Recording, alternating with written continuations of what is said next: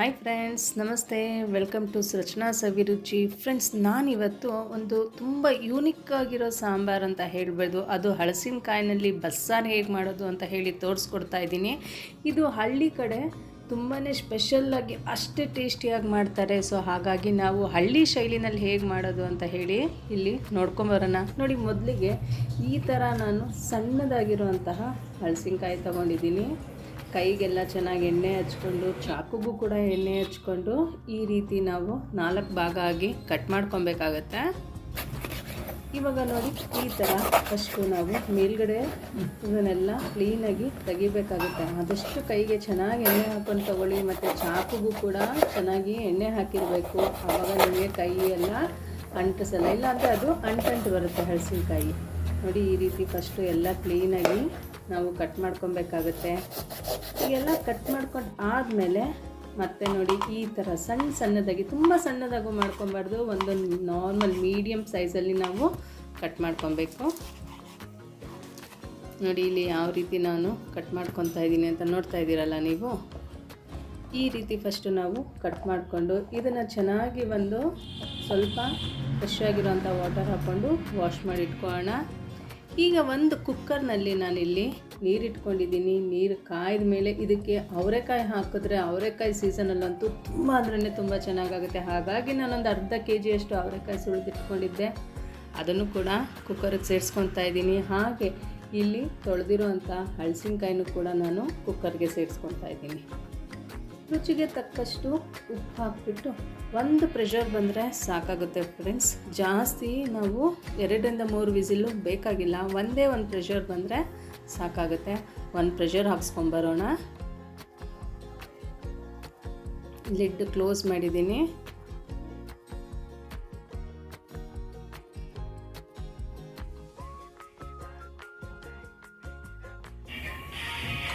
ನೋಡಿ, ಈಗ ಒಂದು ಪ್ರೆಷರ್ ಬಂದಿದೆ.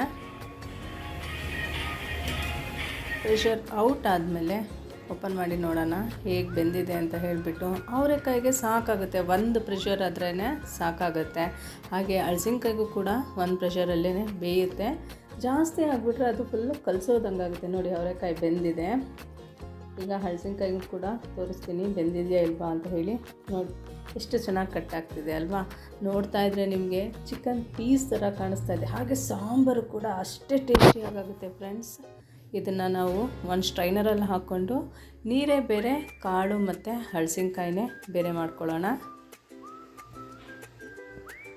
ಇವಾಗ ಸಾಂಬಾರಿಗೆ ಏನು ಬೇಕು ಅದನ್ನು ರೆಡಿ ಮಾಡ್ಕೊತಾ ಇದ್ದೀನಿ. ಒಂದು ಬಾಣಲಿ ಇಟ್ಕೊಂಡು ಸ್ವಲ್ಪ 1 ಸ್ಪೂನಷ್ಟು ಮೆಣಸು, ಹಾಗೆ 1.5 ಸ್ಪೂನಷ್ಟು ಜೀರಿಗೆ ಕೂಡ ಸೇರಿಸ್ಕೊತಾ ಇದ್ದೀನಿ. ಇಲ್ಲಿ ಎರಡೂ ಚೆನ್ನಾಗಿ ಕೆಂಪಗಾಗೋವರೆಗೂ, ಒಂದು ಘಮ ಬರೋವರೆಗೂ ಹುರ್ಕೊಳ್ಬೇಕಾಗುತ್ತೆ.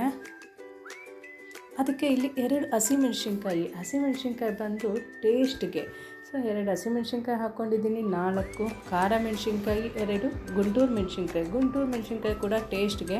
ಖಾರ ಮೆಣಸಿನ್ಕಾಯಿನ ನಾನಿಲ್ಲಿ 4 ಹಾಕ್ಕೊಂಡಿದ್ದೀನಿ. ಮೆಣಸು ಮತ್ತು ಬೆಳ್ಳುಳ್ಳಿ, ಹಸಿಮೆಣ್ಸಿನ್ಕಾಯಿ ಎಲ್ಲ ಇರೋದ್ರಿಂದ ಈ ಖಾರ ನಮಗೆ ಸಾಕಾಗುತ್ತೆ. ಸ್ವಲ್ಪ ಒಂದು 2-3 ಡ್ರಾಪು ಎಣ್ಣೆ ಹಾಕ್ಕೊಂಡು ಚೆನ್ನಾಗಿ ಹಸಿಮೆಣ್ಸಿನ್ಕಾಯಿ ಗುಂಡುಗಾಗೋವರೆಗೂ ಹುರ್ಕೊಬೇಕಾಗುತ್ತೆ.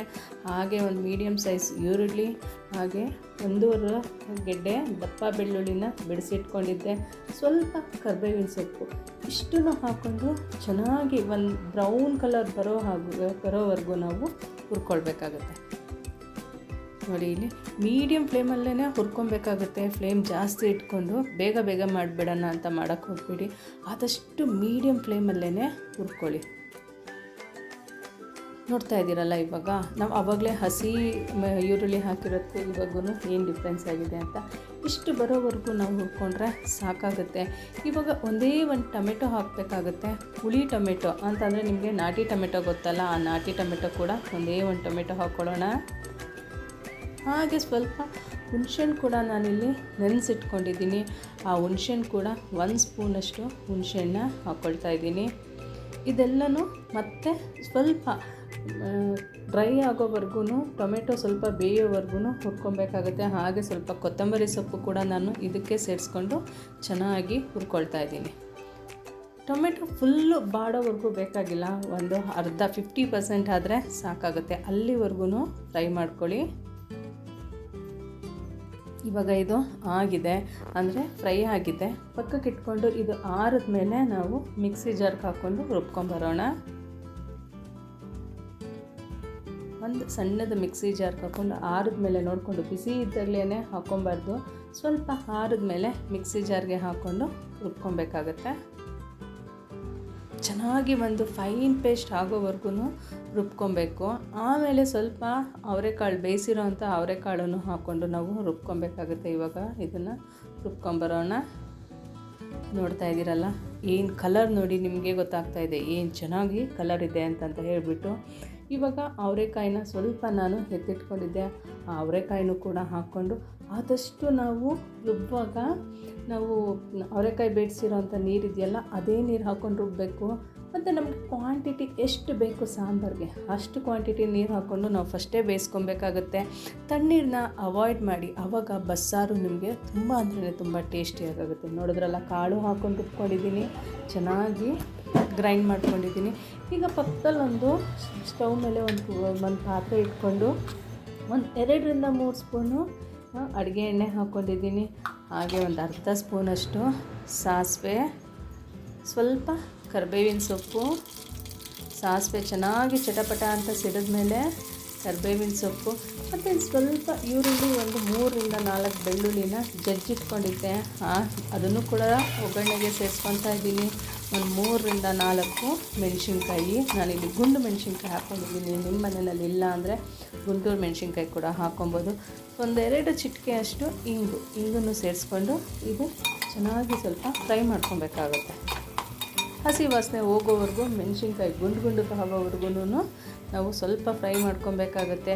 ಅದು ಫ್ರೈ ಆದಮೇಲೆ ರುಬ್ಬಿರ್ತಕ್ಕಂತಹ ಖಾರನ ಕೂಡ ಸೇರಿಸ್ಕೊಂಡು ಆದಷ್ಟು ನಾನು ಆಲ್ರೆಡಿ ಹೇಳಿದಂಗೆ ಫ್ರೆಂಡ್ಸ್, ನಿಮಗೆ ಇಲ್ಲಿ ತಣ್ಣೀರು ಅವಾಯ್ಡ್ ಮಾಡಿ. ಯಾವತ್ತೂ ಅಷ್ಟೇ ನಾವು ಬಸ್ಸಾರಿಗೆ ತಣ್ಣೀರು ಹಾಕಬಾರ್ದು.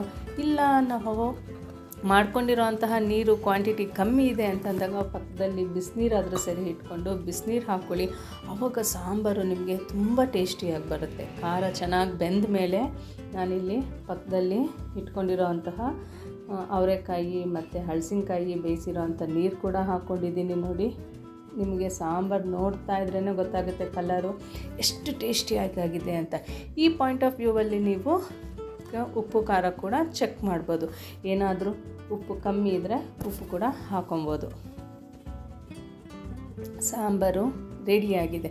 ಇವಾಗ ನೆಕ್ಸ್ಟ್ ಸ್ಟೆಪ್ ಬಂದು ನಾವಿಲ್ಲಿ ಪಲ್ಯ ಹೇಗೆ ಮಾಡೋದು ಅಂತ ಹೇಳಿ. ಈ ಪಲ್ಯ ಮಾಡೋದಕ್ಕೂ ಮುಂಚೆ ಒಂದು 2 ಸ್ಪೂನಷ್ಟು ನಾನಿಲ್ಲಿ ಹುಚ್ಚೆಳ್ಳನ್ನ ಹುರ್ಕೊತಾ ಇದ್ದೀನಿ. ಚೆನ್ನಾಗಿ ಹುರ್ಕೊಬೇಕಾಗುತ್ತೆ. ಹುಚ್ಚೆಳ್ಳು ಹುರಿದಿದ್ದು ಹೇಗೆ ಗೊತ್ತಾಗುತ್ತೆ ನಿಮಗೆ ಅಂದರೆ, ಅದು ಚಟಪಟ ಅಂತ ಸಿಡಿಯುತ್ತೆ. ಅಲ್ಲಿವರೆಗೂ ನಾವು ಹುಚ್ಚೆಳ್ಳನ್ನ ಹುರ್ಕೊಬೇಕಾಗುತ್ತೆ. ನೋಡಿ, ಗೊತ್ತಾಗ್ತಾ ಇದೆ ಅಲ್ಲ ನಿಮಗೆ, ಸಿಡಿತಾ ಇದೆ. ಇಲ್ಲಿಗೆ ಹುಚ್ಚೆಳ್ಳು ಚೆನ್ನಾಗಿ ಕೆಂಪಗಾಗಿದೆ ಅಂತ. 3 ನಾನಿಲ್ಲಿ ಗುಂಟೂರು ಮೆಣಸಿನ್ಕಾಯಿ ಕೂಡ ಹಾಕ್ಕೊಂಡು ಹುರ್ಕೊತಾ ಇದ್ದೀನಿ. ಇದು ಚೆನ್ನಾಗಿ ಕೆಂಪಗಾದ್ಮೇಲೆ ಗುಂಟೂರು ಮೆಣಸಿನ್ಕಾಯಿ ಮತ್ತು ಹುಚ್ಚೆಳ್ಳು 2 ಹುರಿದಿರ್ತೀವಲ್ಲ, ಅದೆರಡನ್ನು ಒಂದು ಮಿಕ್ಸಿ ಜಾರ್ಗೆ ಹಾಕ್ಕೊಂಡು ಚೆನ್ನಾಗಿ ಒಂದು ಪೌಡರ್ ಮಾಡ್ಕೊಬೇಕಾಗುತ್ತೆ. ತುಂಬ ಫೈನ್ ಪೌಡರ್ ಬೇಡ, ಸ್ವಲ್ಪ ದಪ್ಪ ಇದ್ದರೆ ಸಾಕಾಗುತ್ತೆ. ನೋಡಿ, ಇಲ್ಲಿ ಹಾಕ್ಕೊಳ್ತಾ ಇದ್ದೀನಿ ಹುಚ್ಚೆಳ್ಳು ಮತ್ತು ಮೆಣಸಿನ್ಕಾಯಿ 2 ಗ್ರೈಂಡ್ ಮಾಡ್ಕೊಂಬರೋಣ.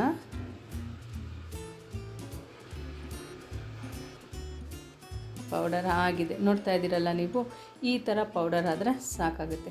ಇವಾಗ ಮತ್ತೆ ಸ್ಟವ್ ಮೇಲೆ ನಾನೊಂದು ಬಾಣಲೆ ಇಟ್ಕೊಂಡಿದ್ದೀನಿ. 3-4 ಸ್ಪೂನು ಅಡುಗೆ ಎಣ್ಣೆ ಹಾಕ್ಕೊಳ್ತಾ ಇದ್ದೀನಿ. ಅದಕ್ಕೆ 1 ಸ್ಪೂನಷ್ಟು ಸಾಸಿವೆ ಕೂಡ ಸೇರಿಸ್ಕೊತಾ ಇದ್ದೀನಿ. ಎಣ್ಣೆ ಕಾದ ಮೇಲೆ ಸಾಸಿವೆ ಚೆನ್ನಾಗಿ ಚಟಪಟ ಅಂತ ಸಿಡಿದ ಮೇಲೆ ಇಲ್ಲಿ ಕರಿಬೇವು ಹಾಕ್ಕೊಳ್ತಾ ಇದ್ದೀನಿ. ಹಾಗೆ ಮೆಣಸಿನ್ಕಾಯಿ ಕೂಡ ಮುರಿದಿಟ್ಕೊಂಡಿದ್ದೆ, ಒಂದು 3-4 ಮೆಣಸಿನ್ಕಾಯಿ ಹಾಕ್ಕೊತಾ ಇದ್ದೀನಿ. ಸ್ವಲ್ಪ ಒಂದು ದಪ್ಪ ಈರುಳ್ಳಿನ ಸಣ್ಣದಾಗಿ ಹೆಚ್ಚಿಟ್ಕೊಂಡಿದ್ದೆ. ನೋಡಿ, ಒಂದು ದಪ್ಪ 2 ಈರುಳ್ಳಿ ಕೂಡ ಸಣ್ಣದಾಗಿ ಹೆಚ್ಚಿಟ್ಕೊಂಡಿದ್ದೆ, ಅದನ್ನು ಕೂಡ ಸೇರಿಸಿ ಚೆನ್ನಾಗಿ ಅದು ಫ್ರೈ ಆಗೋವರೆಗೂ ನಾವಿಲ್ಲಿ ಫ್ರೈ ಮಾಡ್ಕೊಬೇಕಾಗುತ್ತೆ. ಈರುಳ್ಳಿ ಒಂದು 50% ಎಣ್ಣೆನಲ್ಲೇ ಬೇಯಬೇಕು, ಅಲ್ಲಿವರೆಗೂ ಫ್ರೈ ಮಾಡ್ಕೊಬೇಕಾಗುತ್ತೆ.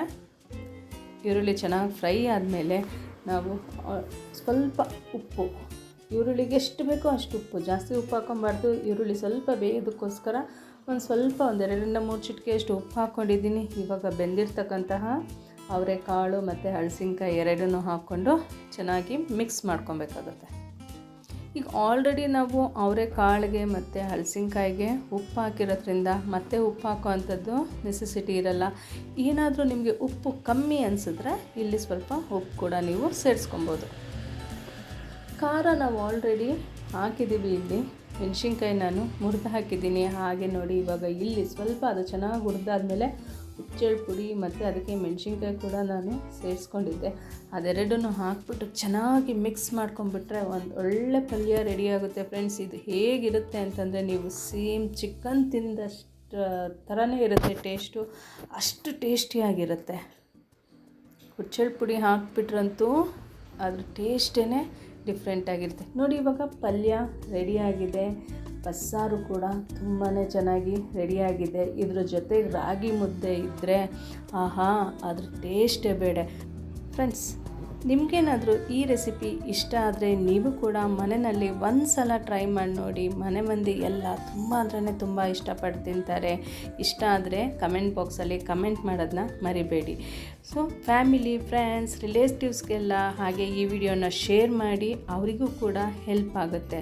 ಹಾಗೆ ನೀವಿನ್ನೂ ನನ್ನ ಚಾನಲ್ಗೆ ಸಬ್ಸ್ಕ್ರೈಬ್ ಆಗಿಲ್ಲ ಅಂದರೆ ರಚನಾ ಸವಿರುಚಿಗೆ ಸಬ್ಸ್ಕ್ರೈಬ್ ಆಗಿ, ಹಾಗೆ ಪಕ್ಕದಲ್ಲಿರೋ ಬೆಲ್ ಐಕಾನ್ನ ಕ್ಲಿಕ್ ಮಾಡಿ. ಆಗ ನಾನು ಮಾಡ್ತಕ್ಕಂತಹ ಹೊಸ ವೀಡಿಯೋಸ್ ಎಲ್ಲ ನಿಮಗೆ ನೋಟಿಫಿಕೇಷನ್ ಬರುತ್ತೆ.